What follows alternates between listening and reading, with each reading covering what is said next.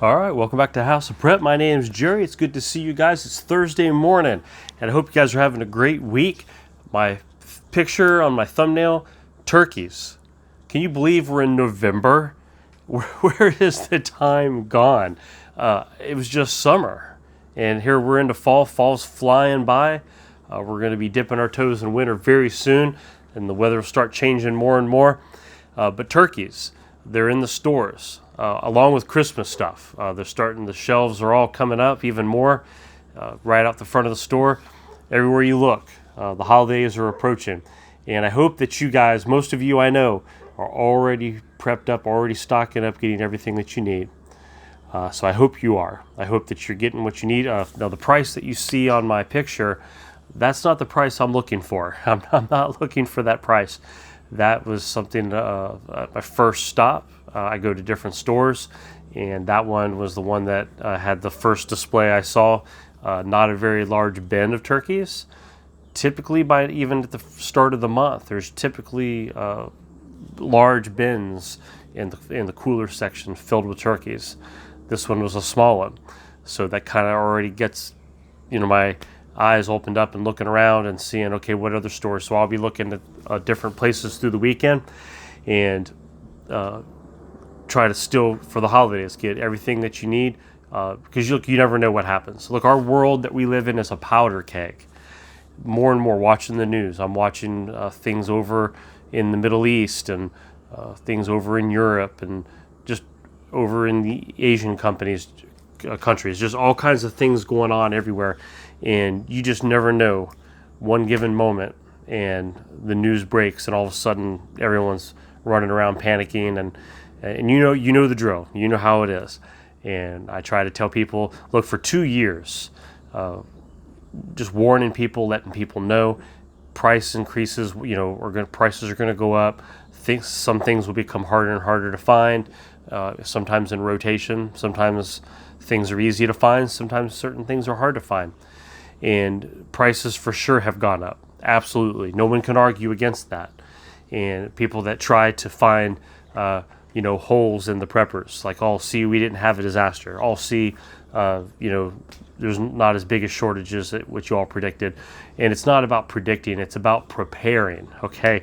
We talk about the possibilities of events happening, but one thing that absolutely has happened, and that is the prices have gone up.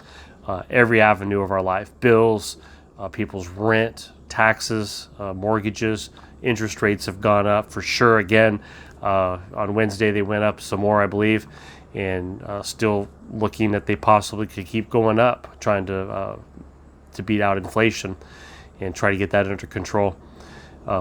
Right now, our country here in America, with a lot of the politics going on and elections coming up, look, there's a lot of stuff to be stressed about. Are you guys getting stressed? The powder keg of the world. All the talks going on in our local communities here in the States. Like, take a break. Take a breath. Okay, relax. Okay, it's easy. It's so easy to wake up fearful. It's so easy to go to bed with so much on your mind that you can't even sleep. If you allow yourself to get like that, that's a real thing. You need to prepare, but not get yourself so worked up and afraid of everything going on that you can't live a fruitful, productive life. But don't stop preparing. Find a method that works for you methodically. Look, I was talking with a friend. Let's talk about this. Let's just brainstorm for a little bit. I like to do this from time to time. So a friend of mine, he was born and raised in another country over in Africa area, and he still visits from time to time. But I pick his brain. I always ask him, so if something happens this week, do you have enough food for you and your family to live on? Now, his kids were born in the States, so they're a little more pampered like we are. Look, we're spoiled in America. After talking stories and hearing how he lived, over in his country he was born in, and hearing about, how they survive and the meals that sometimes they have or sometimes they don't have, and how they can eat on daily basis very little and their bodies get used to that, and that they live off very little. And it made me think, man, I told him, I said, I wouldn't survive over there. I just wouldn't do it. And, thinking about what we have in some of our other countries here in America, talking about, because that's where I live, and we have everything we need. We run down to the store. We have food.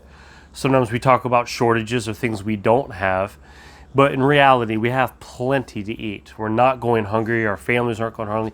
Our kids aren't going hungry the way things are now. Obviously, we know how things could change. Shelves do get emptied very quickly, and the smart thing to do is to have your own little insurance policy to take care of you and your family, making sure your kids eat. There would be a very drastic lifestyle change if you began living off of your preps, knowing that there may or may not be a way to replenish those preps in any time, no promised time.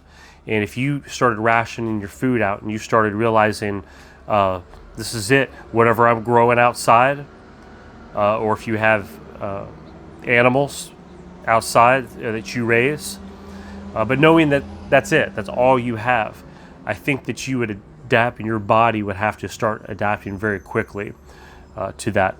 And something that after talking with him, I realized just the simplicity of rice and beans. We joke sometimes about rice and beans, but just how simple and sustainable that can be, and to stretch out all of your other food, all of your other preps can last a lot longer by having a high quantity of rice and beans, and how much cheaper it is to prep that way. Mylar bags in 5-gallon buckets, stacked up somewhere in a nice dark cool place of the house that's atmosphere controlled, away from the weather, away from the sun, and being able to put rice and beans up, dry goods, indefinitely, and then to forget about it. You prep it, you store it, and then as you use them, you just rotate. Obviously you're going to have a lot stocked up at that point, but how long that could sustain you and your family in some kind of a long-term crisis. But after talking with somebody, I challenge you, find somebody in your circles, maybe at your work, maybe at your church, somebody that you know that, used to live in another country, and pick their brain. Talk to them. Talk to them about maybe their struggles, maybe some of their different culture ways of survival, and maybe ask them that question. What would you do? It's okay to bring up that topic to people.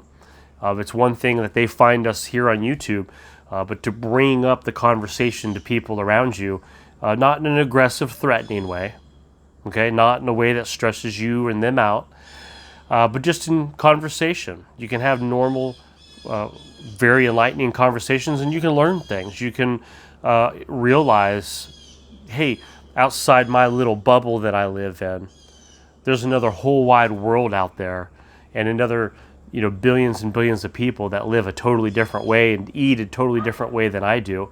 And it's good to continue to learn more and to gain information from others. Just a thought. But hope you all are doing well. Keep prepping up, guys, and I'll talk to y'all later. Bye now.